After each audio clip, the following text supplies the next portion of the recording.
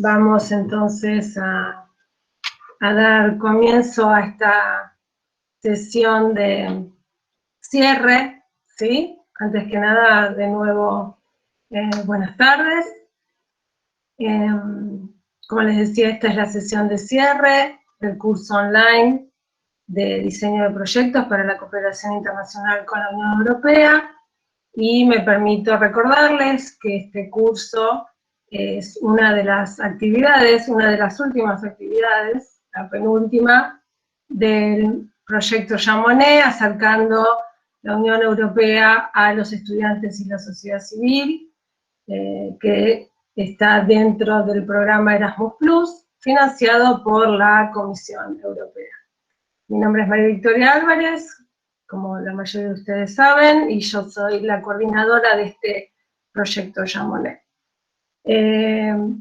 Para la mayoría de ustedes, digamos, ya la mayoría de ustedes ya sabían que luego de la sesión de inicio del curso de hace 15 días, tenían justamente 2 semanas para poder leer, revisar, estudiar el material que les compartimos, y en la sesión en vivo de hoy contamos obviamente con la presencia del profesor Félix Sabaté, quien es el autor de ese material y quien ha dictado este curso con formato de workshop el año pasado de manera presencial, y este año hemos reiterado el curso, pero con otro formato, con otra metodología.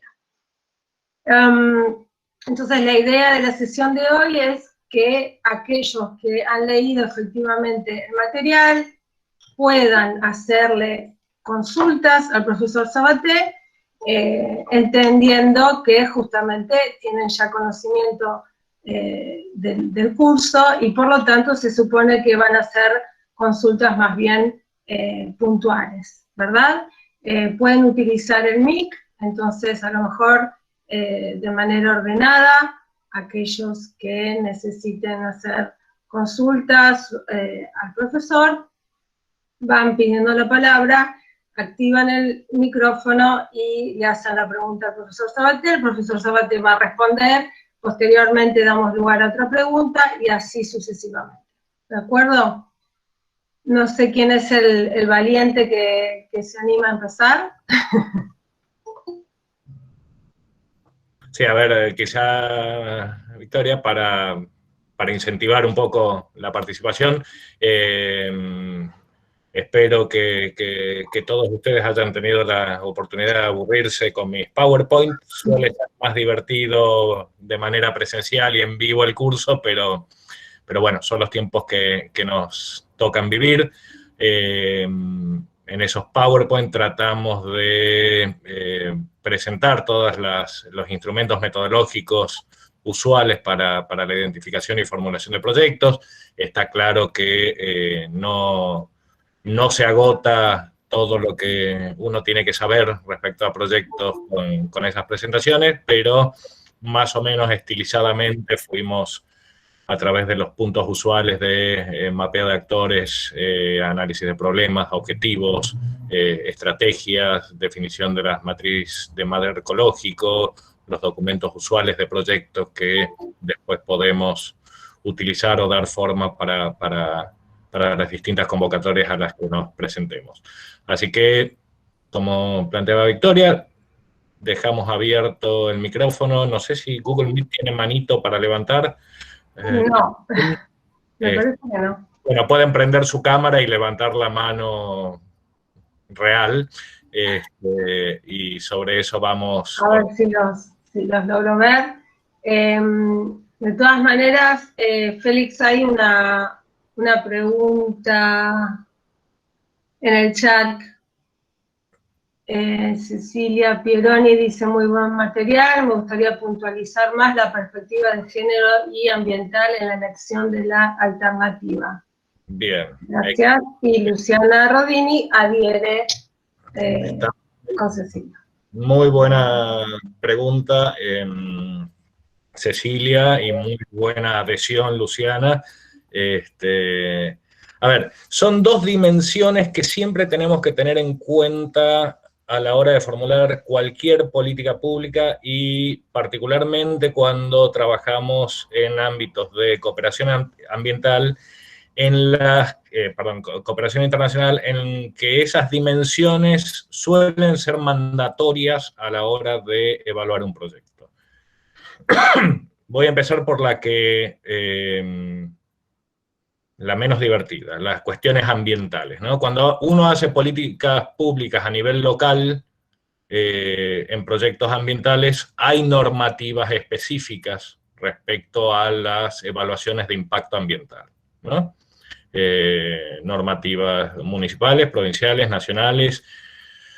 Por ejemplo, cuando uno trabaja en grandes proyectos de inversión pública en la Argentina, hay normativa específica dentro del Sistema Nacional de Inversión Pública que refiere a las normativas provinciales que deben cumplirse en la evaluación de proyectos respecto al impacto ambiental de lo que uno vaya a hacer. Eso es mucho más evidente, digamos, cuando uno hace grandes obras de infraestructura, ¿no?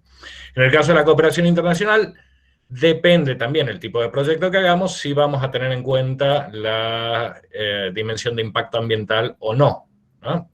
Si vamos a hacer un proyecto de fortalecimiento institucional en una oficina pública, no vamos a tener en cuenta esa dimensión, no es necesario. Ahora vamos a la interesante, digamos, a la más interesante desde el punto de vista, que es la dimensión de género, ¿sí? A ver,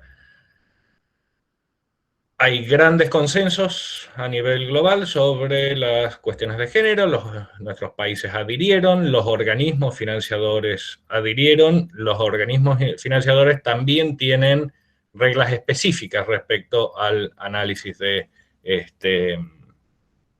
del impacto de género en los proyectos. Más allá de eso, hay un imperativo moral que todos debemos tener respecto a garantizar que cualquiera de nuestras intervenciones contribuya a reducir las brechas de género en nuestros ámbitos de acción, ¿no? Más allá de lo normativo, entiendo que hay algo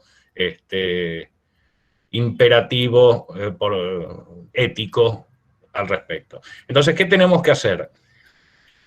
Analizar y asegurar que nuestro proyecto vaya a contribuir a reducir esa brecha de género. ¿Cómo lo hacemos? Bueno, el análisis de actores es clave, el análisis de problema es clave, y el análisis y la inclusión de estrategias y actividades específicas que den cuenta de eso.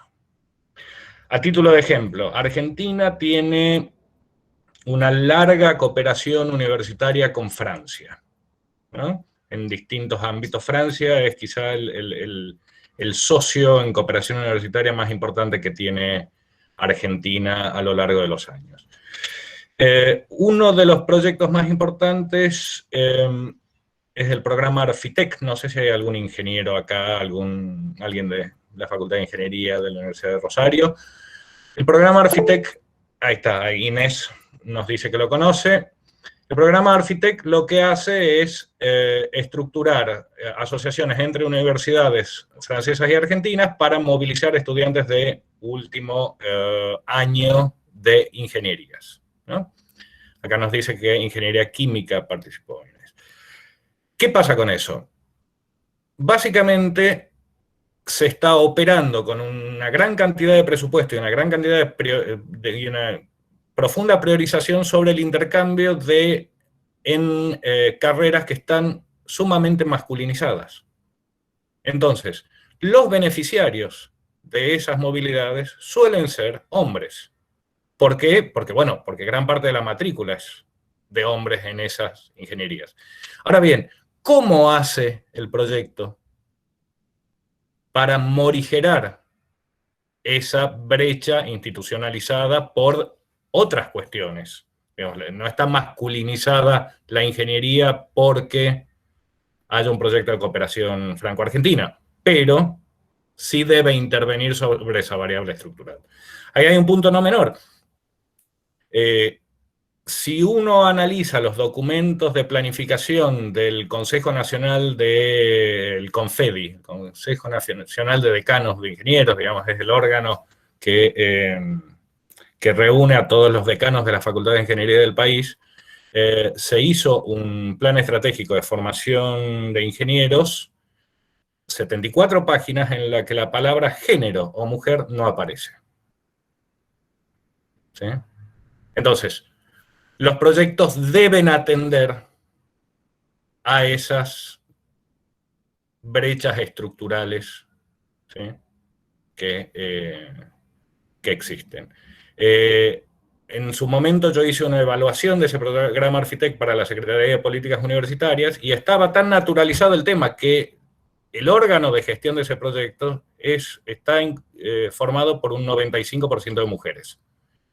Y ninguna se había dado cuenta, no es por criticarle a mis colegas y amigas, pero está tan naturalizado que a nadie se le ocurrió pensar que tenía que haber una perspectiva de género en un programa de estas características. A la convocatoria siguiente se armó un pequeño tole-tole porque se exigió a las facultades de ingeniería que presentaran propuestas que incluyeran una estrategia de género en sus proyectos. Y sabemos que los ingenieros no son muy duchos para esas cosas. Es más, algún decano me dijo que como estrategia, y como dicen los británicos, and I quote, lo digo textualmente, las encerré una tarde para que hagan un taller y no salieron con nada, refiriéndose a sus colegas ingenieras en la facultad. Costó explicarle que eso tampoco era una estrategia de género muy adecuada, pero bueno, lleva tiempo y yo creo que, de vuelta, hay un imperativo ético de incorporarlos en cada una de las acciones que uno haga. No sé si con eso contesto la pregunta.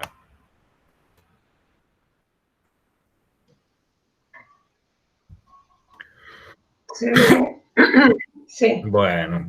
Ahí se ve que con el micrófono muchos no se animan. Hay una, anímense. Una consulta por chat, Félix, de Aldana Fouquet, que dice: me gustaría que el profesor Félix amplíe la idea de si únicamente los gobiernos hacen políticas públicas, considerando la actividad de otros actores no necesariamente gubernamentales. Bien, si en algún momento de mi presentación de PowerPoint dije que solo los gobiernos hacen políticas públicas, sepan disculpar, es una burrada. No es así, no solo los gobiernos hacen políticas públicas, lo público no es necesariamente gubernamental, ¿sí?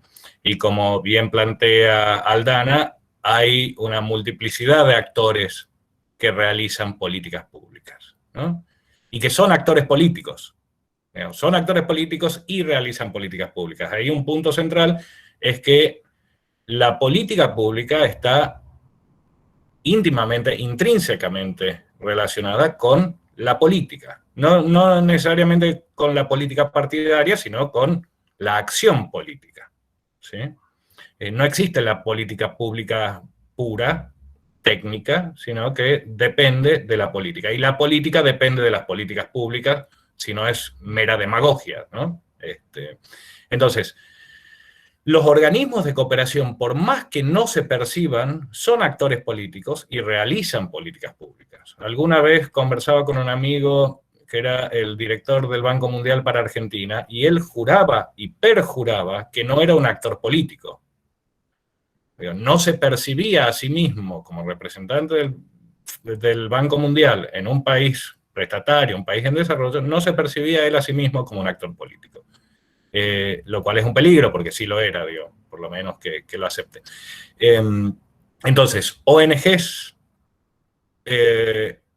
organismos internacionales, ONGs locales y ONGs internacionales, y ahí hay, bueno, para los que vengan de relaciones internacionales, desde una perspectiva de economía política internacional, donde lo económico y lo político, lo local y lo internacional está íntimamente relacionado, deberíamos verlo dentro de ese prisma, ¿no? Pero actores que hacen políticas públicas, digo, no me voy a meter en una cosa pesada de Rosario en particular, sino que me voy a ir a Tucumán, ¿no? Allá en la crisis del 2001-2002, donde Buenos Aires se enteró que en el Gran Tucumán existía pobreza y desnutrición, A los que somos más grandes nos acordamos del famoso caso de Barbarita que sacó La Nata, ¿no? Cuando los medios nacionales se enteraban de la pobreza en el interior del país. Me sorprendió cierta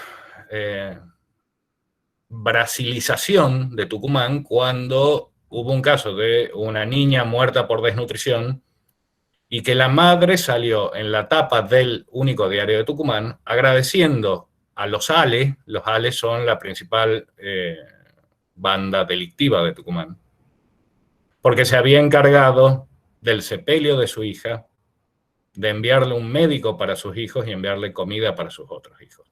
Eso es política pública hecha por un actor no estatal. ¿Sí? Entonces, la multiplicidad de actores es muy grande. Sí, yo soy particularmente bastante creyente del rol del Estado y que el Estado no puede delegar las políticas públicas esenciales, ¿no? Por más que quiera. Bien, me parece que está bien, Aldana. Ahí agradece la respuesta. Tenemos otra consulta. María Teresa Barrios dice, me gustaría saber si existe una perspectiva de construcción de paz. Esto viene a colación de la perspectiva de género y la perspectiva ambiental. No sé. Le invito a María Teresa a abrir el micrófono y que nos cuente un poco la perspectiva de construcción de paz, porque no la conozco. A ver cómo. No es una de las dimensiones usuales, pero tampoco trabajé nunca en lugares en proyectos en zonas de conflictos, así que no, quizás de ahí viene, ¿no? María Teresa, te escuchamos. Sí, en realidad tampoco lo suelo ver con la palabra perspectiva adelante, pero sí que digamos que es todo un campo de estudios, más que nada denominado como Peace Studies, pero bueno, los estudios de paz, que tienen que ver con muchísimas cuestiones, pero se podrían nombrar la transformación pacífica de conflictos, la educación para la paz, las pedagogías de paz, etcétera, que bueno, que abonan todas ellas a la construcción de culturas de paz. Y que las cuestiones de género y ambientales están también relacionadas como otras, como el respeto a los derechos humanos, etcétera. Claro. Sí, a ver, no lo conozco, pero quizás por un sesgo profesional de no haber trabajado en zonas de conflicto, digo, me imagino que ese tipo de perspectivas en Colombia deben ser de cada día, ¿no?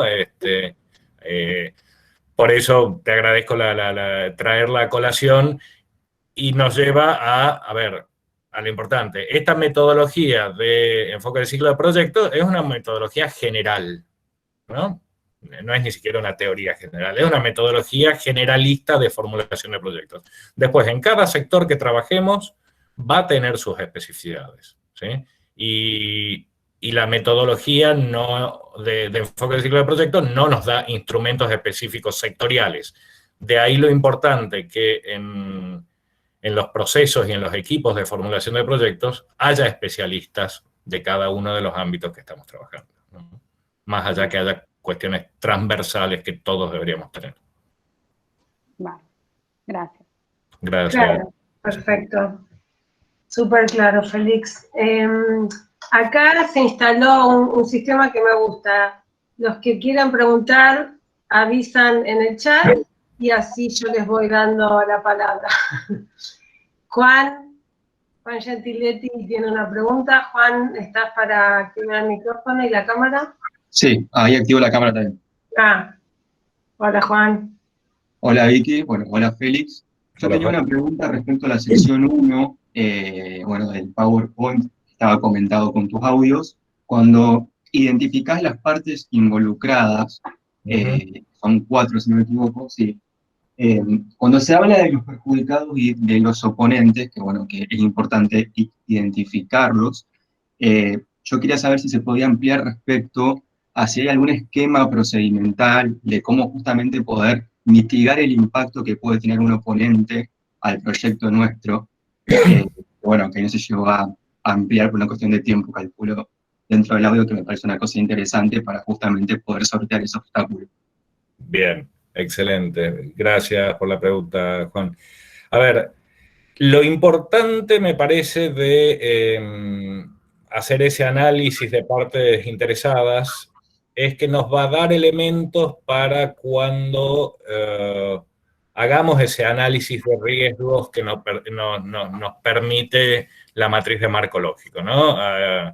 Recuerden la cuarta columna en que uno planteaba supuestos o riesgos, nos da espacio para hacer un análisis de los riesgos potenciales o de los supuestos necesarios que se requieren para la implementación del proyecto. Cuando yo identifico los actores oponentes, puedo prever riesgos futuros de rechazo o de vetos o de bloqueos a mis acciones, ¿sí? Estamos hablando de políticas públicas, estamos hablando de un juego de actores dinámicos dentro de reglas más o menos establecidas. A veces no. Sobre todo, teniendo en cuenta que toda política pública y todo proyecto lo que hace es redistribuir valores, ¿no? O distribuirlos, ¿sí? Entonces, yo cuando hago un proyecto, cambio el status quo. Si no, ¿para qué lo hago? ¿No? Y cuando cambio el status quo, salvo que estemos en un óptimo paretiano, el cambio relativo, a ver, va a haber cambios absolutos de beneficios, pero lo que es más importante, no sé si hay algún economista de verdad acá, no como yo que soy un economista bastante flojo, uno de los temas que estudia la economía del comportamiento, o una de las enseñanzas que a mí más me llaman la atención, es que las posiciones relativas importan. No solo las ganancias absolutas, sino que las ganancias relativas importan, ¿sí? Si yo agarrara de las 74 personas que estamos aquí adentro de este Meet, ¿sí? Y a la mitad de ellas nos dieran $500,000 y a la otra mitad le dieran $5 millones, seríamos todos más ricos, ¿no? Objetivamente seríamos más ricos. Ahora bien, la mitad somos relativamente más pobres. Y a nadie le gusta ser más pobre, por más que sea relativamente más pobre. Además de no entender el criterio de distribución. ¿Por qué al otro le das más y a mí no? Pero bueno, a ver, sos más rico, tenés $500,000 más que hace 15 segundos. Relativamente somos más pobres y eso afecta, ¿sí? Porque afecta también las dinámicas de poder. Un caso muy particular se dio, bueno, y eso en la cooperación internacional también es muy relevante. ¿Por qué? Porque en la cooperación internacional la gente suele meterse donde no sabe. Y esto lo digo con conocimiento de causa, ¿no? A ver, primero por una cuestión institucional. En general, los servicios exteriores de todos los países del mundo y las agencias de cooperación practican políticas de rotación a lo largo de 4 años. Cada 4 años se rota. ¿Para qué? Para que la persona no se vuelva un nativo, ¿sí? Ahora bien, ¿qué quiere decir? Que cada 4 años llega alguien nuevo que no conoce muy bien dónde está cayendo y muchas veces cae con construcciones conceptuales preestablecidas no necesariamente aplicables al entorno. Un caso particular se dio a principios de este siglo, que me cuesta decirlo así, pero se dio a principios de este siglo, con una cooperación, si no recuerdo mal, belga, en la época que estaba muy de moda trabajar con pueblos originarios, en los valles calchaquíes, allá en Tucumán, Salta, Catamarca, ¿sí? Los belgas, muy respetuosos de las instituciones locales, ¿no? Tenían un proyecto que no me acuerdo exactamente, pero era, están grabando, pero voy a decir una burrada de plata, un montón de guita, como que digamos ahora 2 millones de euros, pongamos el caso. Muy respetuoso de las condiciones locales, dice, no, hay que trabajar con el cacique. ¿Sí? Con el cacique de la comunidad. Van, hablan con el cacique, cierran con el cacique, mire don cacique, tenemos 2 millones de euros, queremos que usted nos diga en qué gastarlo. ¿Qué cosas necesita? Ahora bien, resulta que el cacique no movía nada en esa comunidad. Era un cargo meramente formal. El que movía la comunidad era otro señor que tenía el hotel de la zona, el mercado de artesanías, etcétera, etcétera. Y el cacique ahora con 2 millones de euros, imaginen al tipo de cambio de hoy, estamos hablando de 30 millones de mangos, pasó a ser cacique, o creía que pasaba a ser cacique de verdad. Se solucionó muy fácil. El hijo del señor que manejaba realmente la comunidad fue con un bidón de nafta y un fósforo y le prendió fuego al cacique. Y se acabó la discusión. ¿Sí? Entonces, volviendo a la pregunta de Juan, si uno hace un análisis de actores preciso, no solo que va a evitar que le prendan fuego a la gente, bueno, es que en general muchas veces pasa eso. Digo, si uno trabaja en cuestiones sociales o en cuestiones, digo, en entornos urbanos marginales, la opción de que te prendan fuego es cada vez más real. Digo, lo mínimo que te hacen es que te pinchan la rueda del auto cuando vas a hacer algo. ¿Sí? Entonces, ¿cómo hago eso? Bueno, dentro de mi estrategia y mis actividades tengo que internalizar los riesgos que me generan esos actores. ¿Sí? De alguna forma, cooptarlos,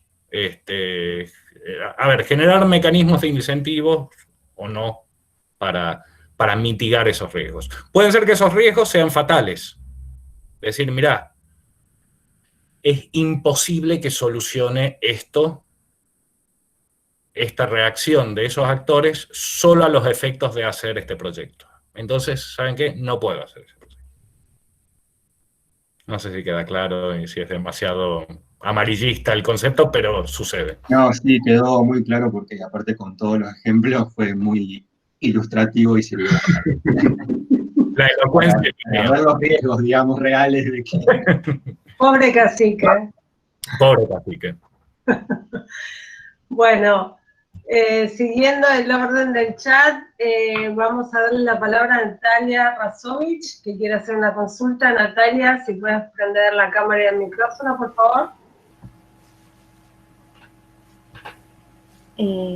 Hola a todos. Ay, ¿me ven? No me veo, entonces no sé si estoy. Creo que sí. Sí estás, Natalia. Sí estás. Bueno, antes que nada agradecer el material. La verdad es que como primera aproximación es muy claro. Y a mí lo que me pasó es que la lógica me pareció muy similar a la de la investigación en ciencias sociales, por ejemplo, pero con otro esquema mental. Y ahí me entraron como un par de cuestiones en relación a eso, por ejemplo, con el árbol de objetivos o con los indicadores, digamos. No me terminó de quedar claro, digamos, si uno expresa mejorado no me acuerdo bien cómo decía la plantilla, pero como que hablaba en futuro en vez de imperativo. No claro, sé sí. cómo decirlo. Y a la vez después, en la parte de indicadores, daba cifras concretas, no sé, mejorar, claro, no decía mejorar, sino mejorado 40%, y yo ahí entré en duda, si eso era como una parte evaluativa del después, o de si yo tengo que realmente definir de antemano cuál es, en términos cuantitativos, digamos, cuánto mejorar, o es una estimación, pues si es una parte previa, digamos, a ir al terreno, o... Bien, o no. Es para el informe, ¿cómo se dice? Sí. A ver, vamos por parte porque es todo muy interesante lo que acabas de plantear. A ver, ¿cuál es la diferencia de esta metodología respecto a una metodología de investigación? Es que lo que estamos buscando acá no es validar una hipótesis, sino cambiar una realidad. ¿No? Es una metodología para intervenir. ¿Sí? Si construimos una hipótesis, nuestra hipótesis es el árbol de problemas. hacemos una hipótesis basada en evidencia respecto a las relaciones causa-efecto que nos llevan al problema que consideramos de mayor envergadura. ¿Sí? Después de eso, planteamos los objetivos como contracara de los problemas. Esto que planteamos que la relación causa-efecto se convierte en una relación medio-fin a través del árbol de objetivos. Y es por eso que ahí metodológicamente lo planteamos en voz pasiva, diríamos, ¿no? Lo planteamos mejorado tal cosa, incrementado tal otra, ¿sí? Y ahí todavía no planteamos metas, no planteamos el cuánto vamos a mejorar, ¿sí? Pero nos paramos en el momento justo después en el que todo está terminado y solucionado. Todavía no sabemos ni cómo lo vamos a solucionar ni hasta dónde vamos a llegar, ¿sí? Entonces, cuando planteamos nuestra estrategia y cuando empezamos a estructurar nuestra lógica de proyecto, vamos a poder costear. Vamos a poder plantear las relaciones entre los insumos, las actividades, los resultados intermedios, el objetivo específico y el objetivo general, ¿sí? El tema es que tengo que saber qué quiero hacer. Después el cuánto quiero hacer va a depender de mi función de producción y de los insumos que tenga, ¿sí? Yo sé que quiero amasar fideos, sé que quiero fideos caseros esta noche. Ahora bien, si tengo 100 gramos de harina y un huevo, para los que sepan amasar fideos, esa es la proporción, no voy a poder hacer una comida para 15 personas. ¿Sí? No con esa función de producción. Capaz que si tengo que hacer una función de producción por el costo de 100 gramos de harina y un huevo, bueno, para darle de comer a 15 personas no va a ser suficiente, pero yo debería replantear mi estrategia. ¿Se entiende? Entonces, esta idea de secuencialidad que uno plantea en el ciclo, que se toma del ciclo de políticas públicas, en realidad es no una mentirita, sino una ayuda conceptual. La verdad es que vamos a estar yendo y viniendo en el ciclo hasta terminar de darle forma, ¿sí? Porque cuando lleguemos a la conclusión que necesitamos una función de producción tal, con unos procesos tales, con unos insumos tales para hacer lo que quería hacer al principio, y no pasa la evaluación financiera porque no tenemos plata, vamos a tener que volver a replantear el alcance de nuestra actividad, ¿sí?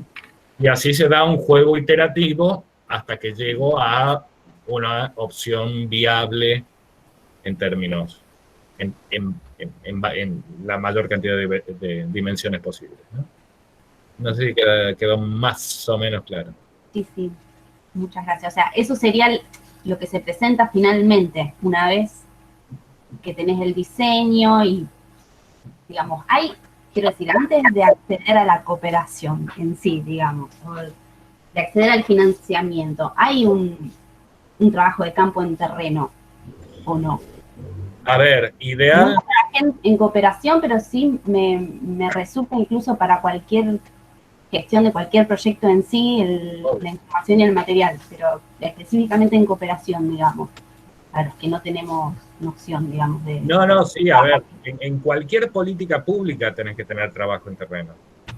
Idealmente, ese árbol de problemas, digo, si vos querés atender la problemática específica del embarazo adolescente en el barrio X, no es que caes diciendo, quédense tranquilos, yo sé todo, el embarazo adolescente pasa por esto y vamos a hacer esto. No, eso es un crimen.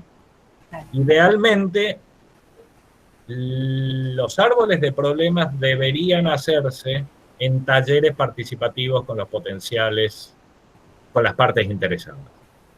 Idealmente. ¿Qué pasa con esos? Que son, a ver, son muy complicados de llevar. Los actores son muchas veces muy influenciables, digo, depende a quién invite uno, qué cosa va a decir, ¿no? Generalmente es muy difícil, y eso hay que tenerlo en cuenta cuando uno hace esos talleres, que no haya dependencia entre los actores. Digo, si pones al intendente, el señor de obras públicas o de salud no va a decir algo si el intendente no lo dice, ¿no? No, esas dinámicas, y muchas veces son complicadas, y muchas veces los propios beneficiarios, y esto es feo lo que voy a decir, pero muchas veces no son capaces de analizar las causas específicas de la problemática que tienen por una serie de cuestiones que están naturalizadas, y volvemos, por ejemplo, a las cuestiones de género, ¿no? Pero sí, si no haces terreno, estás haciendo literatura. Claro. Muy bien, vamos avanzando. Hay otras consultas. Leonel de Ruba. Leonel pregunta, dentro de la matriz de marco lógico, ¿cómo podemos cuantificar los posibles resultados de la aplicación de una política pública? Bueno, contraten a un sociólogo o un economista. A un economista, contrátenlo si quieren que siempre les dé bien, porque encuentran la forma de cachetear los datos para que dé bien. No, a ver, el impacto va a depender de el impacto es cómo medimos el cumplimiento del objetivo general, ¿sí? Y va a depender de toda la lógica del proyecto y de esa lógica horizontal, vertical que veíamos en el proyecto, ¿sí? Los criterios de evaluación generalmente y de evaluación final, que nunca se evalúa finalmente los proyectos, tienen que tomar varias dimensiones. A mí me gusta usar las dimensiones que utiliza la OSD, ¿no?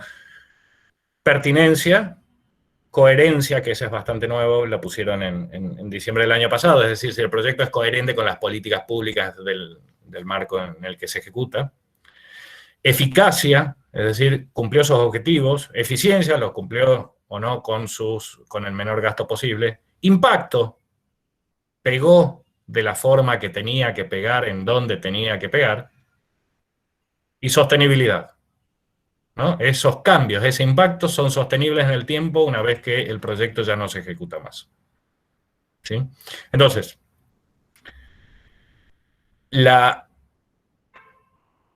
el valor del impacto, la medida del impacto, va a depender, bueno, de la lógica del proyecto y de los recursos que el proyecto ponga y de la coherencia que tenga, ¿no? Si yo digo, voy a, no sé, algún ejemplo absurdo, voy a distribuir gorritos para el sol para reducir el contagio de coronavirus, claramente no va a tener ningún impacto, ¿no? Básicamente porque la estrategia no es pertinente, el proyecto no es pertinente, por una cuestión científica, ¿sí? El tema es que no hay, y por eso la importancia de formular y de plantearlo con una matriz de marco lógico para ver la coherencia de lo que quiero hacer. No le puedo pedir impactos al proyecto cuya función de producción no lo va a generar, ¿sí? No sé si queda claro. Digo, la lógica va de abajo para arriba para garantizar eso. Bueno, Leonel, quedó claro, dice Leonel. Fantástico. Seguimos con otra consulta. Valentina Pettinari pregunta, en cuanto al análisis de partes interesadas, ¿los beneficiarios directos que tienen los proyectos deben de ser un porcentaje específico o es indistinto? Bien. Cuando planteamos los beneficiarios directos, vamos a plantear los grupos beneficiarios, ¿sí? Después creo que había otra filmina en la que íbamos recortando hasta llegar a quienes efectivamente son atendidos por el proyecto, ¿sí? Yo puedo decir que los beneficiarios directos de mi proyecto van a ser los alumnos de las escuelas públicas de Rosario. Cuando hago mi documento de proyecto y en función de la estructura de mi proyecto y de los recursos que yo tenga, yo voy a poder decir, bueno, mire, señor ministro, con este proyecto vamos a poder atender 2.500 beneficiarios de las escuelas públicas del barrio X, ¿sí? A la hora de formular el documento de proyecto, voy a determinar la cantidad de beneficiarios. Lo que sí tengo que tener claro a la hora de hacer el análisis de parte interesada es que mi proyecto va a atender a los niños de las escuelas públicas de Rosario y no a los enfermeros, ¿sí? O no a los docentes. Ojo que ahí siempre hay una cuestión. Si yo lo que quiero hacer es mejorar la calidad de la enseñanza para que los chicos aprendan más, mi objetivo general va a ser mejorar los niveles de aprendizaje de los niños, mi objetivo específico va a ser mejorar los niveles de enseñanza, ¿sí? Para eso tengo que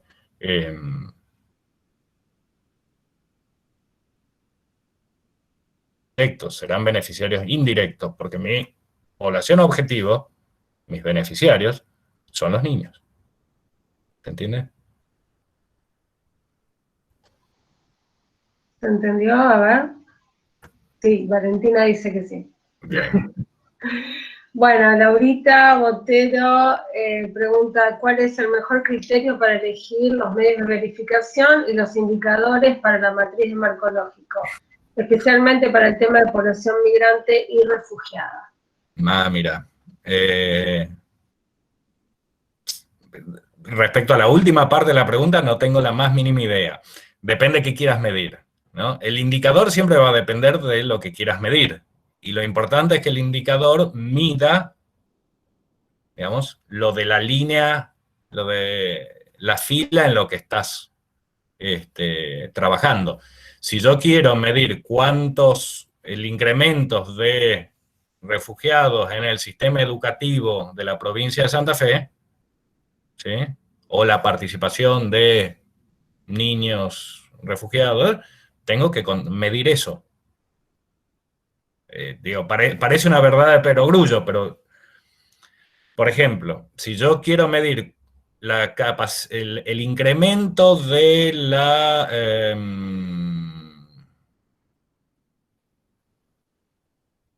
de los docentes capacitados, la cantidad de docentes capacitados, no voy a medir cuántos cursos di.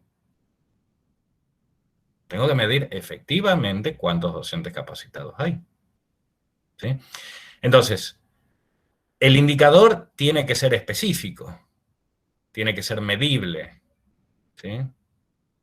Después googleen y pongan indicadores SMART, ¿no? Y los medios de verificación tienen que ser los lugares donde esa información esté y sea accesible para todos, y una cosa muy importante, digamos, respecto a la accesibilidad, es que sea auditable, en el sentido de, si usted me dice, mire, bajaron los asesinatos en Tucumán en los últimos 6 meses un tanto %, yo tengo que poder ir a chequear que lo que usted me dice es verdad y que esos datos son precisos, ¿sí? Entonces, el medio de verificación va a ser de donde encontremos o tomemos esa información. Muchas veces, sobre todo cuanto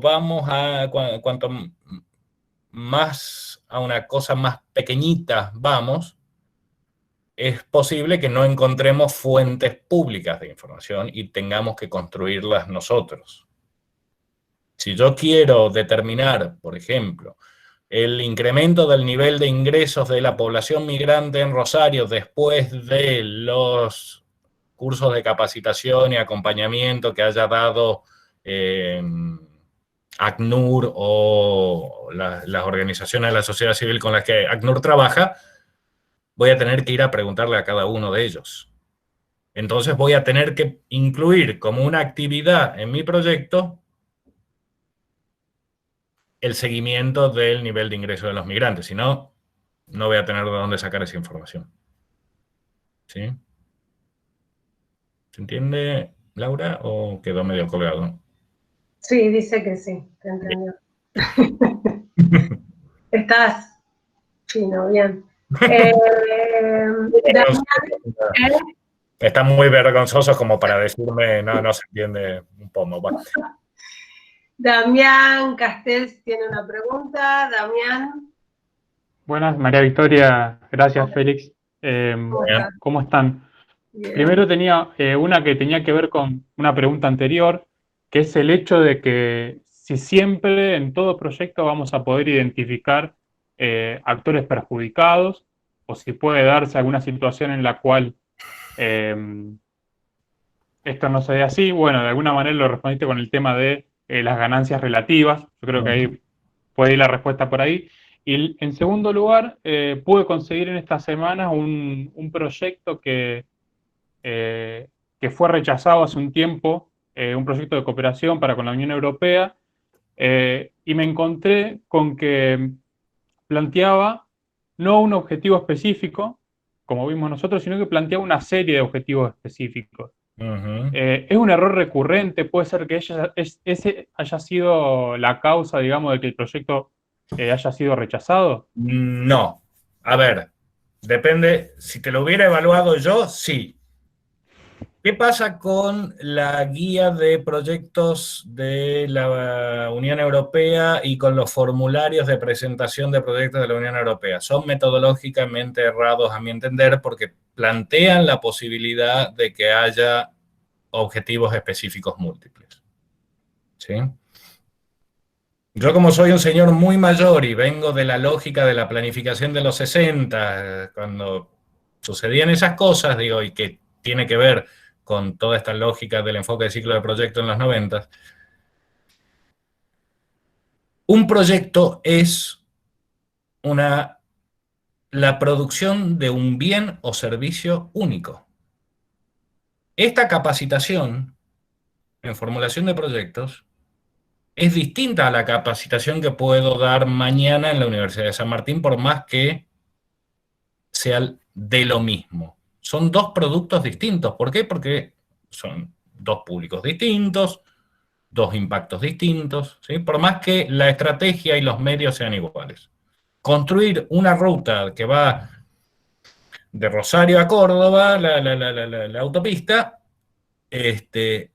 no es lo mismo que construir una ruta que vaya de Rosario a Santa Fe. ¿Son rutas? Sí, son rutas, pero son dos rutas distintas. ¿Se hacen igual? Se hacen igual, pero son dos rutas distintas. Entonces, si uno sigue bastante al pie de la letra la lógica que ustedes vieron en los PowerPoint, van a terminar en un proyecto con un solo objetivo específico. ¿Sí? ¿Qué pasa en los proyectos con múltiples objetivos? Que cuando uno los evalúa suele, y acá también para los académicos, digo, suelen confundirse actividades con objetivos, con sueños, con objetivos de otros proyectos, digo, con construcción de fantasías que no van a ser cumplidas porque la función de producción que construís no va hacia eso. Vuelvo al proyecto de ingenieros que planteaba. Era un proyecto que tenía una multiplicidad de objetivos, también que se las critiqué. ¿Por qué? Porque decía que a través del intercambio de estudiantes iban a mejorar los proyectos conjuntos de investigación entre universidades francesas y argentinas. ¿Cómo? No, bueno, por ósmosis, ¿no? Porque los chicos van y arman redes, son estudiantes de grado, ningún estudiante de grado trae un proyecto de investigación conjunto entre una gran école francesa y una facultad de ingeniería argentina. ¿Por qué? Porque no es su rol. ¿Sí? Le digo, ¿querés hacer proyectos conjuntos? Financiar proyectos conjuntos, reunir a los investigadores y ponerlos a trabajar. Pero no esperes que por ósmosis se generen esas cosas, ¿no? Entonces, si ese proyecto no anduvo bien, quizá es porque, más allá de los objetivos múltiples, la estrategia no era buena o había proyectos mejores. Las convocatorias de la Unión Europea son particularmente competitivas. Digo, puede haber plata para financiar 3 proyectos y se presentan 500. Hay que insistir siempre. Bárbaro, muchas gracias. Por nada, Damián. Gracias. Sí, yo conseguí el proyecto de Jean Monnet la tercera. Luego de 2 intentos fallidos. Claro, hay que insistir. Si uno cree en el producto, hay que insistir. Así es. Gran consejo que puede salir de esta sesión. lo bueno es que te dan el feedback. O sea, claro, cuando tu proyecto es rechazado, te dicen por qué, justamente cuáles son los elementos débiles de tu proyecto, y ahí es donde uno puede reformular y finalmente a la tercera lo consigue. es definitiva. Bueno, tenemos una consulta de Daniela Agrano. Dice, retomo la pregunta que hizo Natalia porque yo tenía la misma duda, no me quedó claro si el árbol de objetivos debe redactarse como resultados o si se puede formular con verbos en infinitivo. Bien, ahí hay una cuestión de forma que tiene para mí tiene su racionalidad. En el árbol de objetivos lo planteamos acá como plantean resultados, como cosa ya hecha, ¿no? Incrementado, mejorado, reducido, etcétera, etcétera, etcétera. Después, cuando lo pasamos al documento de proyectos, son formalidades. Cuando planteamos los objetivos, los ponemos en infinitivo, y cuando planteamos los resultados, los dejamos como resultados, excepto que en vez de plantear resultados, planteamos componentes. Es decir, vamos a decir, el proyecto tiene como objetivo general contribuir al mejoramiento de las condiciones de enseñanza en las escuelas de Rosario.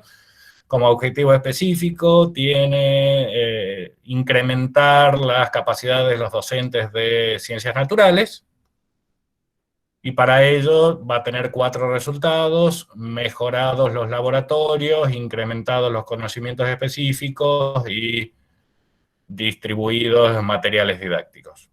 Es como una formalidad, pero queda lindo. Pero sí o sí en el árbol de objetivos como resultado.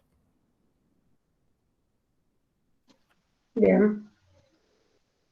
Esas son las consultas por chat. No sé si alguien más, entiendo que tal vez hay alguna otra consulta. Acá nadie es especialista, salvo Félix, así que anímense a... No tengan vergüenza. No tengan vergüenza. Retomando, yo de nuevo, retomando Dale, de nuevo todo esto. En el documento en sí, que bueno, yo la verdad que no tuve tiempo de ponerme a buscar como para visualizarlo, uno ya hecho, pero ¿se pone el árbol de objetivos en formato árbol, digamos, o no? En general no. Para nosotros. Claro. No, en general no. Siempre tenés que fijarte de hacer calzar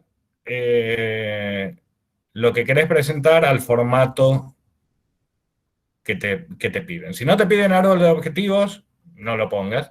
Ahora bien, si a vos te parece que es sumamente relevante presentarlo de esa estructura, podés inventarle una sección dentro de las secciones que te vienen dadas. En general, el árbol de objetivos no está planteado. Sí, el árbol de problemas, no presentado como árbol, pero sí la narración de esa hipótesis es lo importante. ¿Por qué? Porque uno pasa en el documento de proyecto desde lo general, el diagnóstico contextual, los antecedentes, los problemas genéricos, y va terminando en la narración de esa lógica causal que uno construyó en el árbol de problemas. Y después, señor, mire, en este contexto los problemas son estos y se generan por esto, esto, esto y esto. Eso es mi árbol de problemas. Entonces acá tengo la solución, el árbol de objetivos. Lo que tenemos que hacer es darlo vuelta y presentar como solución a esos problemas el árbol de objetivos a través de una estrategia específica para lograr tal cosa que es la descripción del proyecto. Puede no estar bien, pero les aseguro que coherente va a ser. ¿Sí? Uno siempre tiene que presentar la solución a los problemas que identificó, no soluciones a otros problemas, sino no tiene mucho sentido. Entonces, digo, me fui un poco por las ramas del árbol, pero no, en general el árbol no se pone. Sí la matriz de marco lógico. Perfecto, muchas gracias. Bueno, Cristian Díaz quiere hacer un comentario. Cristian, te escuchamos. Hola, hola, buenas tardes a todos. Pues quería agradecer este tipo de iniciativas. Sé que a lo mejor por la pandemia es distinta, pero también abre que espectadores o asistentes que estamos muy lejos podamos unirnos y también tomar este tipo de cursos. Yo tomé el curso desde aquí, de Ciudad de México, entonces agradecerle la iniciativa completamente. Me pareció también muy interesante ya en cuestión del curso la parte de la evaluación. A veces cuando realizamos proyectos se nos olvida la parte de la evaluación y la usamos simplemente al final del proyecto para ver pues los resultados, ¿no? El impacto que ha tenido, y que se haya hecho ese énfasis muy específico en que se debe incluir la parte de la evaluación en todo el ciclo de proyectos. Creo que es algo fundamental y que no debemos de pasar en ningún caso por alto en el desarrollo de proyectos o de políticas públicas, o incluso pues ya en temas de monitoreo, ¿no? En parte desde la perspectiva interna. Muchas gracias. Bien, gracias, Cristian.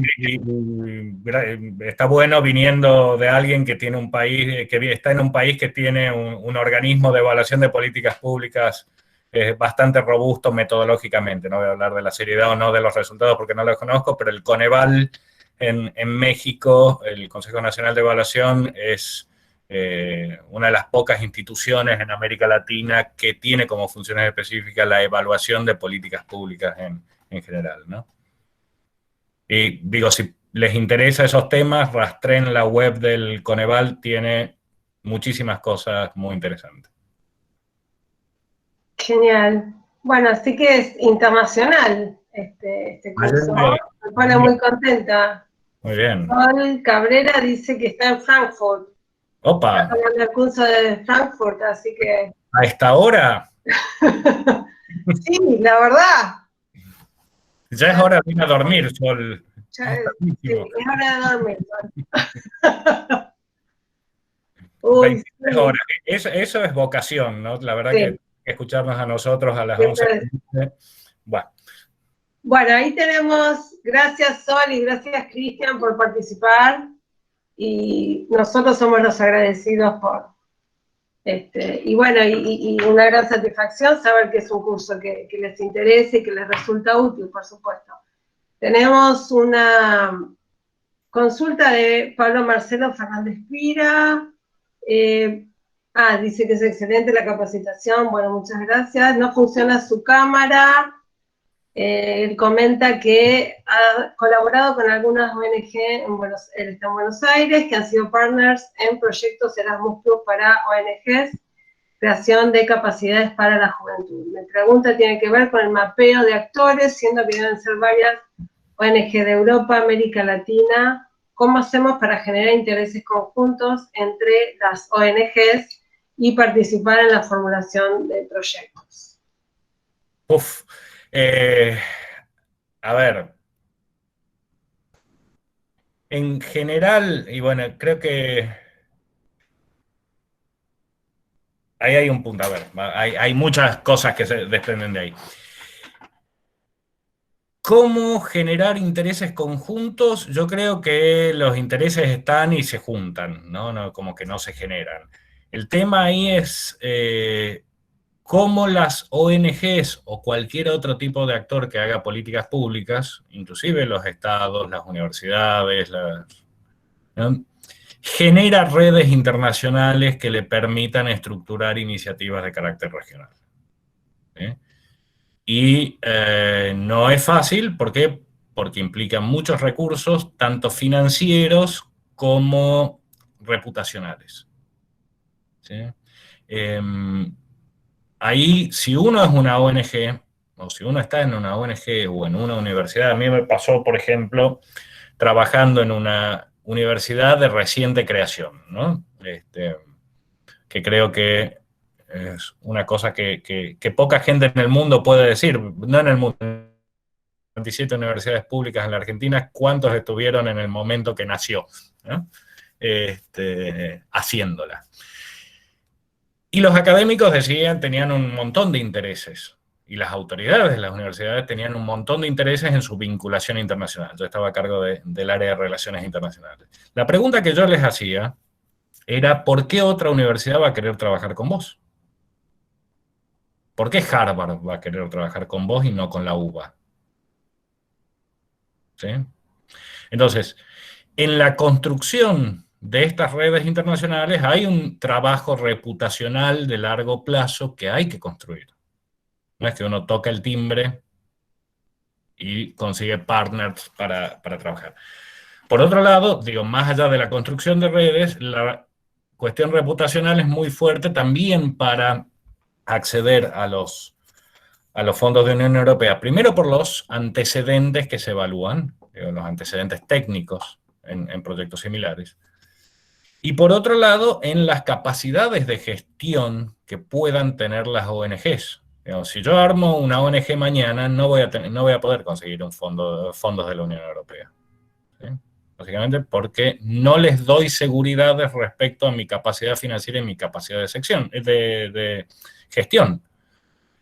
Y tengamos en cuenta esto. El funcionario europeo que le pone la firma a los euros que le transfieren a la doctora Álvarez para hacer el proyecto Jean Monnet, los millones de euros que seguramente son, solía ser por su tipo de contrato, no de contrato laboral, pero sí, bueno, de reglas laborales, financieramente responsable por la ejecución de los fondos de la doctora Álvarez. ¿Sí? De ella y de cualquier otra ONG. ¿Sí? Entonces, el que selecciona va a seleccionar partners que sean lo suficientemente serios como para garantizarles que no van a huir al Caribe con los fondos y que ellos van a tener que hacerse cargo de esa situación. No en el caso de la doctora Álvarez, que es una colega muy, muy seria, pero a fines del siglo pasado, por ejemplo, uno de los grandes escándalos en las instituciones financieras internacionales fue que el gobierno ruso hizo desaparecer mágicamente un desembolso del Fondo Monetario Internacional. Y estamos hablando de cientos de millones de dólares, ¿no? Pero bueno, cosas que pasaban en la Rusia de Yeltsin. Entonces, ¿a qué venía eso? A las ONG. Construcción reputacional, trabajo y redes. Bien. Bueno, yo sí, con los millones de euros estuve a punto de irme al Caribe y bueno. Y acá estamos. Acá estamos. Tendría que haber ido al Caribe. Bueno, no, el tema de malversación de fondos también ha ocurrido más de una vez con fondos europeos, ¿eh? Es un tema bastante serio también en la cooperación que otorga la Unión Europea. Por eso las normas de la cooperación europea de gestión de fondos son sumamente restrictivas. Sí, es verdad. Bueno, Cecilia López nos está viendo desde España. Ah, bueno, esto es... Este proyecto es súper internacional, felicitaciones. Súper internacional. Bueno, entonces tenemos una consulta de Cecilia Benítez Carracedo y luego leemos los comentarios de Cecilia. Bueno, Pablo, Marcelo Fernández Tira, dice, excelente Félix, muchísimas gracias, súper claro, es un camino a construir en mucho tiempo, pero coincido en cuanto a la seriedad y la experiencia, es verdad. Hola. Sí. ¿Me escuchan bien? Sí, ¿cómo estás? Adelante. Bien. Bueno, soy cubana, pero estoy acá en Rosario, así que es internacional. Muy bien. Mándalo internacional, muy bien. Quizás por ahí no entendí, quizás por el lenguaje, aunque sea castellano igual, se pierde un poco, pero no entendí los objetivos específicos. Esa multiplicidad de objetivos se refiere a un objetivo, un redactado que tenga en sí mismo varios objetivos, o es que nada más se pone un solo objetivo específico, porque tengo entendido, en Cuba trabajaba en cooperación internacional en el Ministerio de Cultura y teníamos proyectos con la Unión Europea que mínimo se ponen 3 objetivos específicos. Es lo que quizás por ahí me perdí. Sí, es que, a ver, por eso lo que decíamos es que las guías de proyectos de Unión Europea plantean la posibilidad de multiplicidad de objetivos, lo cual, a mi entender, es un error conceptual muy serio. En la medida que entendamos que un proyecto es la producción de un bien o servicio único. No sé si en la clase inicial di el famoso, porque me lo conozco yo, ejemplo de cómo hacer fideos. ¿No? Bien. ¿Alguien sabe cómo se hacen fideos? A ver, algún alma caritativa. A mí no me miren. ¿No? No. A ver, nadie. Poca cultura gastronómica. Bien. Harina y agua. Harina y agua, dejan nomás. Huevo, harina y agua. Muy bien. Menos mal que comprás Matarazzo, María Victoria.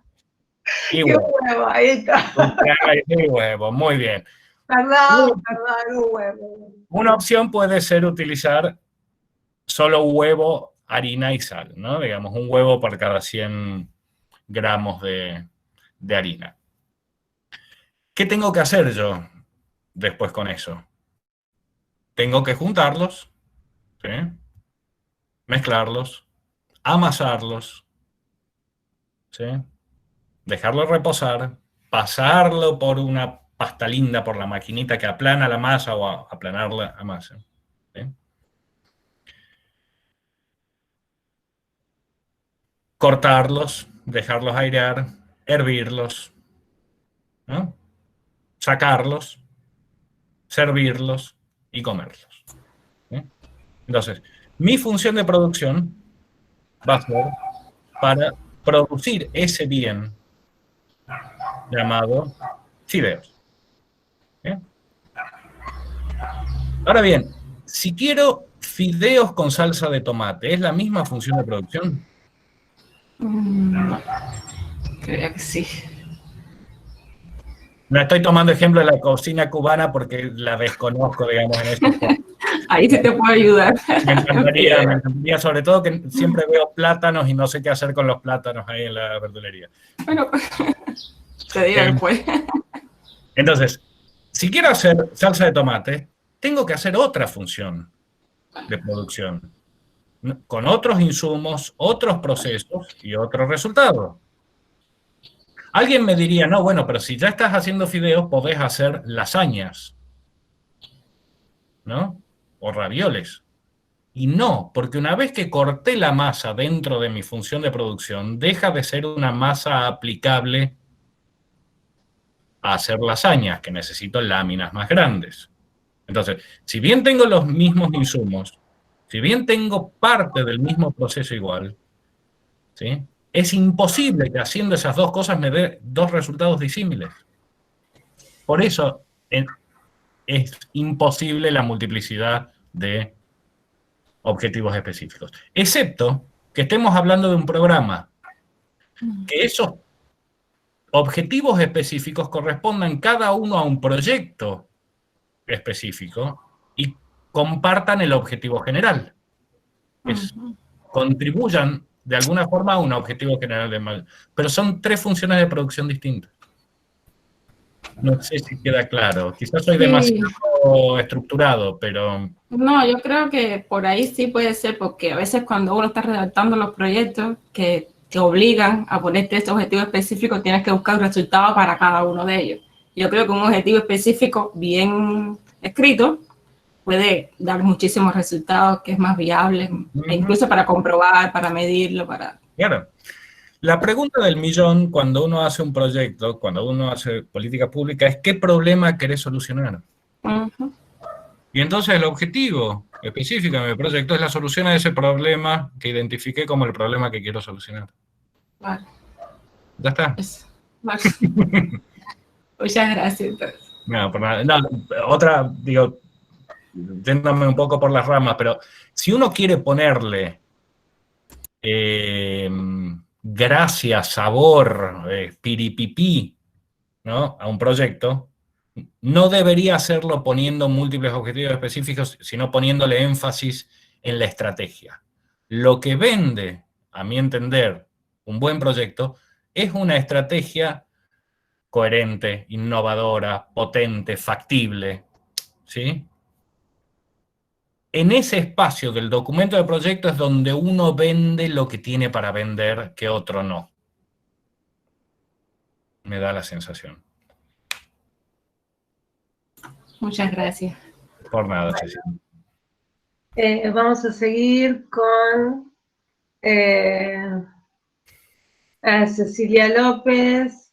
Me pasó lo mismo que las chicas al leer que la fila de resultados de la matriz debe expresarse en acciones o trabajo terminado.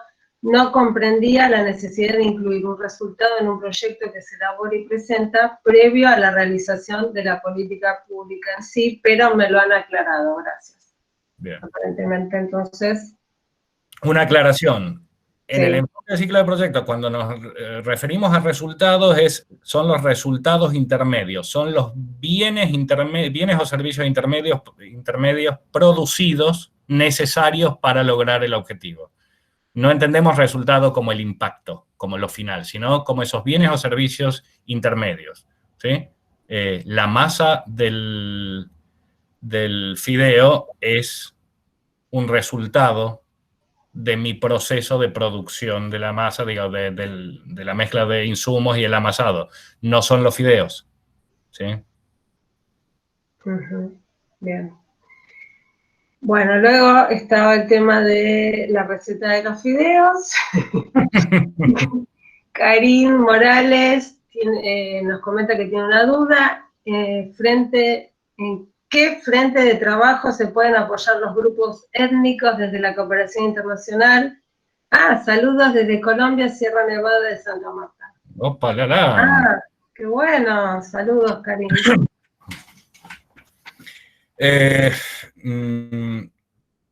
No, la verdad, Karin, no tengo idea de esos temas. A ver, Colombia siempre fue uno de mis grandes amores y de cosas que me gustaría entender, pero nunca lo entendí, digamos. Y por más de haber leído todo García Márquez, Colombia siempre me resultó muy complejo de entender.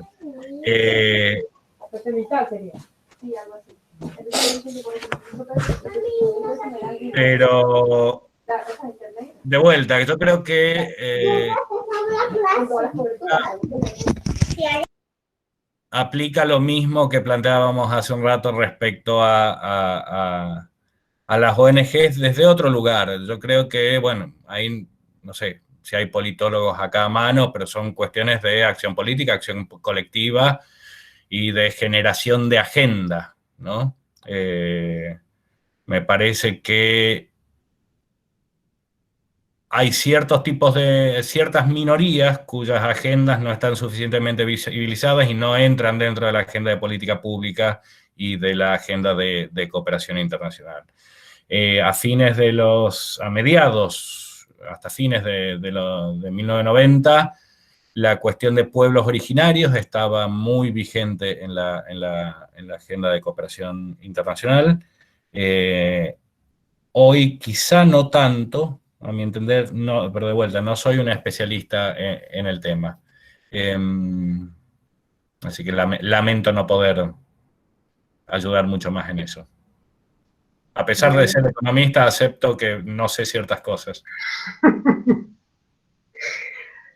Bueno, Carolina Espinosa pregunta si hay alguna forma de determinar qué actividad es más conveniente para obtener el mejor resultado. Bien. Wow.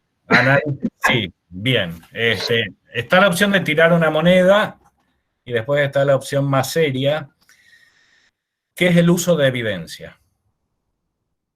¿Sí? En los últimos años está muy de moda la idea de las políticas basadas en evidencia. Yo, como les dije, y como se habrán dado cuenta, soy un señor muy estructurado, no se me ocurre que no vaya a ser de otra forma. Digo, si no la basás en evidencia, ¿en qué la basás? ¿Sí? Muchos países, en particular los países anglosajones, construyeron estructuras estatales, ¿no? O mixtas de análisis de evidencias que sirva para la formulación de políticas públicas, ¿sí? Particularmente el caso del Reino Unido y el caso de Estados Unidos. ¿Sí? Son los países que construyeron estructuras más robustas en cuanto al análisis de evidencia. En el Reino Unido, por ejemplo, hay páginas web en las que se recopilan experiencias de políticas públicas con sus evaluaciones. Ahí volvemos a lo que planteaba el colega en México, ¿sí? La evaluación es lo que nos da un conocimiento robusto de qué funciona y qué no, ¿sí? De hecho, todas estas iniciativas de políticas basadas en evidencia hablan del what works, ¿no? ¿Qué funciona? Y esa es la pregunta que nos hace Carolina, y que es una pregunta hiper, mega, ultra válida para la formulación de política pública. Y ahí es donde uno tiene que buscar atajos heurísticos, ¿no? Uno no es que se va a poner a hacer investigación aplicada durante 50 años para ver qué funciona para tener la respuesta. En general, en las políticas públicas, uno va y se fija qué funcionó, ¿sí? Y eso es muy relevante también en el ámbito de la cooperación internacional como mecanismo de transmisión de modelos de políticas públicas. ¿Por qué hacemos la misma política social que en Brasil, que en Costa Rica, que en México? No es que a todos se nos ocurrió lo mismo de la nada. En el caso de las políticas sociales, por ejemplo, todos los países de América Latina estructuran sus políticas de desarrollo social a través de programas de transferencia condicionados de ingresos, que se le ocurrió a los brasileros, hermanos brasileros, a los hermanos mexicanos en los 90, y después, vía Banco Mundial y Banco Interamericano de Desarrollo, todos los países de la región aplicaron eso, ¿sí? Y lo seguimos haciendo 25 años después, para los que dicen que no hay estabilidad de políticas públicas. ¿Se entendió un poquito? Entonces, hay que revisar la evidencia, hay que revisar lo que se hizo, hay que leer, hay que buscar evaluaciones, etcétera, etcétera, y ahí uno va a tener más o menos una idea qué funciona y qué no. Bien. Vamos a seguir. Bueno, vamos a tomar entonces, ya para ir cerrando, las dos preguntas que tiene María Florencia Torres, y luego vamos a leer también el comentario de Karin Morales. María Florencia, ¿querés por favor activar tu micrófono y cámara? Bien, creo que están activados los dos. No sé si me ven. Ahí te vemos. Buenísimo, muchísimas gracias María Victoria y Félix por el proyecto, muy bueno, la verdad que el material me ha servido un montón para repensar. Yo trabajo en una ONG y alguna de las tareas que llevo adelante ahí es poder, digamos, diseñar proyectos. Tengo dos preguntas, más que todo son como pedidos de estrategias o tips. Por un lado, las convocatorias de los últimos años siempre te piden, bueno, la cuestión de la sostenibilidad y de la innovación del proyecto. Digamos que tenga un componente innovador y que sea sostenible en el tiempo. Y por ahí, cuando uno piensa en sostenibilidad, bien o mal, más de todo, piensa en la generación de bienes tangibles o bienes digitales. Pero quería saber, o sea, te quería preguntar si tiene algunas preguntas o algunas estrategias para poder pensar más allá, digamos, de estas cuestiones, digamos, en qué nos tenemos que preguntar para poder pensar en el carácter innovador y sostenible de nuestro proyecto. Bien. Vamos primero a la sostenibilidad. ¿Qué queremos decir con sostenibilidad? Es que los resultados o el impacto de nuestro proyecto se mantengan en el tiempo una vez que el proyecto haya terminado, ¿no? Un proyecto empieza y termina, por definición.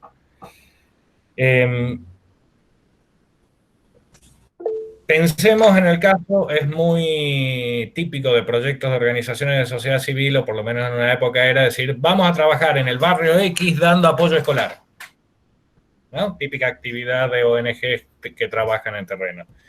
Y el día que se te acaba la plata del terreno, ya no podés alquilar el lugar donde hacías, no le podés pagar a los docentes, te vas y nadie le da apoyo escolar a los niños. Entonces la sostenibilidad del proyecto es nula porque solo depende de los fondos del proyecto. ¿Sí? ¿Cuál me parece a mí es la dimensión más potente a la hora de garantizar sostenibilidad? Es la generación de capacidades. ¿Sí? Es decir, mira, si voy al barrio, lo que voy a hacer es darle apoyo escolar a los pibes, pero también meter a los pibes y pibas que van a la secundaria, ¿sí?, a hacer este trabajo, ¿sí?, y a constituir algún tipo de iniciativa propia por parte de o adultos o de jóvenes que puedan llevar adelante esta actividad y no dependan de mi proyecto una vez que yo me vaya. Sí puede quedar la infraestructura, pero decir, bueno, que se constituyan mecanismos comunitarios de apoyo en este sector. La innovación, bueno, ahí está el gran problema.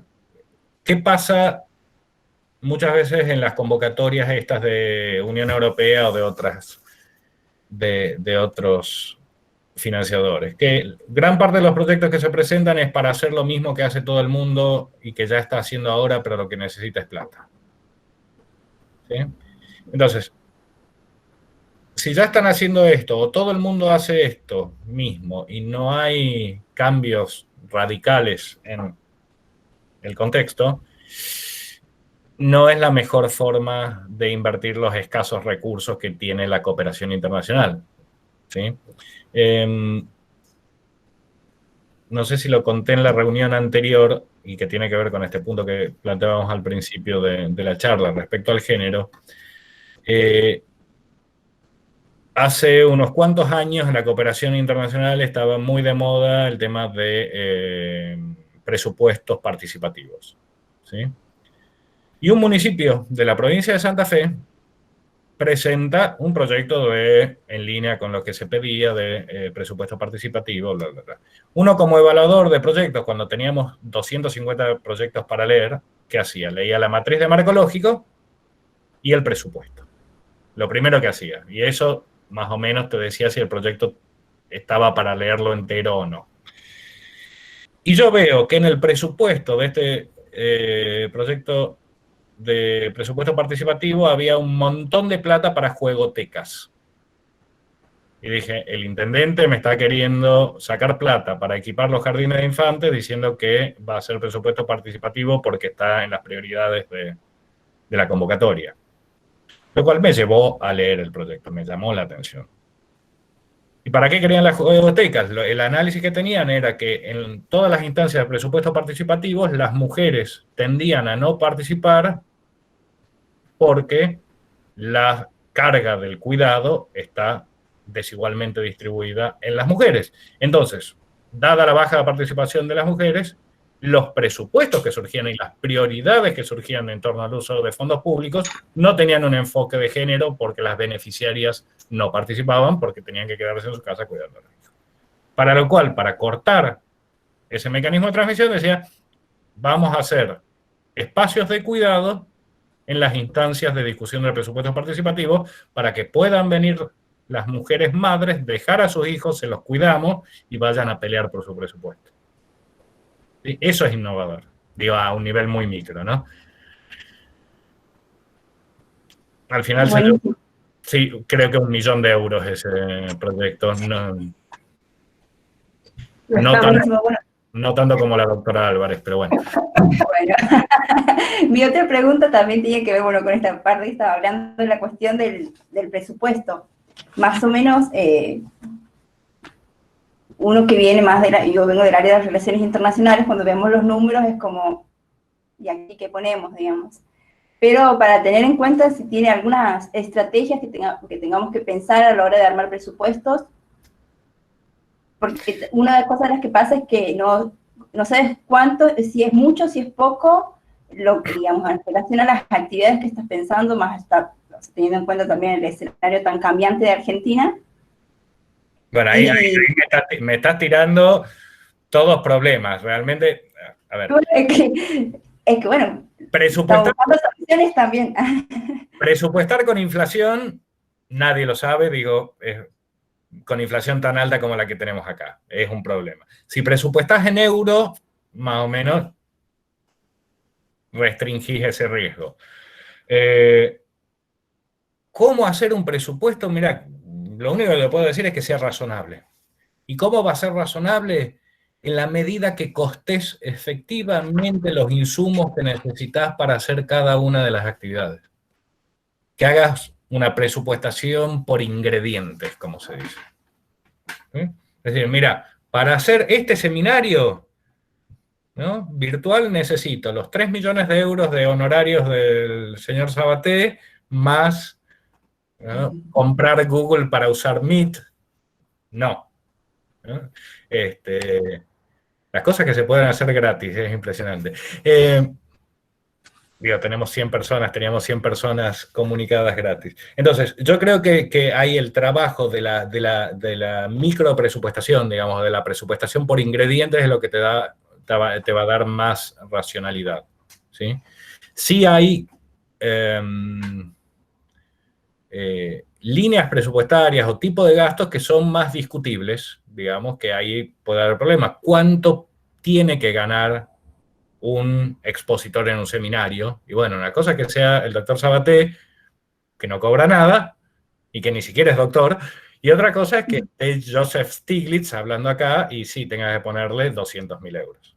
¿Sí? Entonces, no es lo mismo un speaker que otro. ¿Sí? Y eso hay que tenerlo en cuenta. ¿No? Por eso, lo que insisto es planificar a nivel de los insumos que necesito para realizar cada una de las actividades. Es un trabajo chico, pero sirve. Muchísimas gracias. Por nada. Bueno, buenísimo, María Florencia. Quedaba un comentario de Karin, dice: en las presentaciones enviadas mencionaba y dejaba la duda que si solo los gobiernos hacen política pública.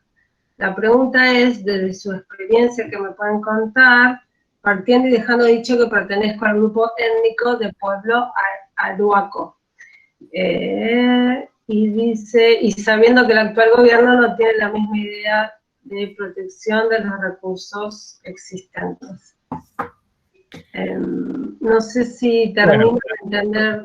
Planteamos al principio, evidentemente se escapó en algún lugar de mi presentación y pido disculpas porque ya se preguntó al principio de la charla que si eran los gobiernos o los estados solo que hacían políticas públicas. No, no es así, digamos, y no, lo planteamos, ONGs, empresas, organismos internacionales. El actual gobierno no tiene la misma idea de protección de los recursos existentes. De vuelta, desconozco el caso particular. Por eso es relevante para impulsar políticas públicas, la acción política para establecer o tratar de influir sobre los issues de políticas públicas. Pero bueno, se aleja mucho del campo de formulación del proyecto y va más a cuestión de política. Bueno, Félix, me parece que ya no hay más consultas, sigue habiendo agradecimientos por la calidad del material, por este curso online, así que mi agradecimiento obviamente a Félix, nuevamente por participar en este proyecto Chamonix. Lo vamos a volver a convocar en el próximo porque me vuelvo a presentar a un proyecto de la Unión Europea. Ahí estaremos. Así que muchísimas gracias a todos los que participaron, esperamos que realmente haya sido, más allá de este formato y esta extraordinaria, esta metodología extraordinaria, digamos, que haya sido útil para todos. Los invito a ver la página web del proyecto y a que estén atentos porque el evento final del proyecto va a ser la primera quincena de noviembre. Estamos cerrando las agendas para armar 2 sesiones de un evento final, así que les pedimos que estén atentos a la web. Bueno, muchísimas gracias a todos. Vuelvo a poner acá la página web que me piden, la página web del proyecto. Y vamos a dar por finalizado vas viendo, Félix, los agradecimientos. Muchas gracias, realmente un placer para mí, gracias por acompañarlos y por el interés manifestado, así que a disposición. Gracias, Victoria, por la invitación, como siempre. Espero que la próxima sea en vivo en Rosario, como corresponde. Esperemos.